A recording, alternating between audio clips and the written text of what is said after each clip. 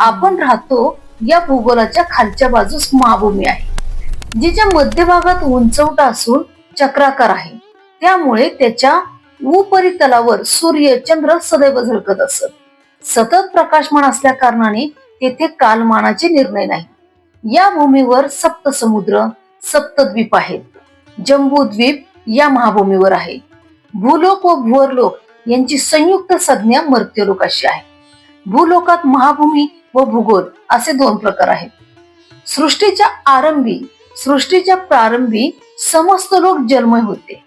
प्रजापतीने सृष्टी रचण्याच्या हेतूने तपाचरण केले. तेव्हा जलावर तरंगत असलेल्या पुष्कर पर्णाचे दर्शन झाले. प्रजापतीने वराह रूप धारण करून पुष्कर पर्णाजवळ पाण्यात बुडी मारली. खाली त्यास महाभूमी आढळली. तेथून थोडी ओली माती काढून आपल्या धारदार सुळ्यांनी त्या मृत्तिकेचे दोन भाग पाडले. एक भाग पाण्यावर आणून पुष्कर पर्णावर ठेवल्याने पृथ्वी झाली. आजोबा ह्याला भूगोल असे म्हणत. महाभूमीपासून भूगोलाचे अंतर 5 कोटी ब्रह्मांड योजने आहे. महाभूमीचा विस्तार 50 कोटी योजने आहे. जम्बूद्वीप नावाचे द्वीप या महाभूमीवर आहे. त्याच्यात 9 खंड आहेत. देवखंडी देवता व गभस्त्य खंडी भूतांचा निवास आहे.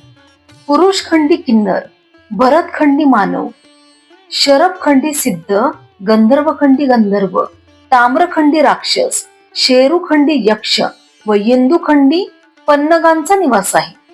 महाभूमीवर असलेले जम्बूद्वीपाच्या दक्षिणेस असलेले भरतखंडी, भरतपुरी, वैवस्वत मनु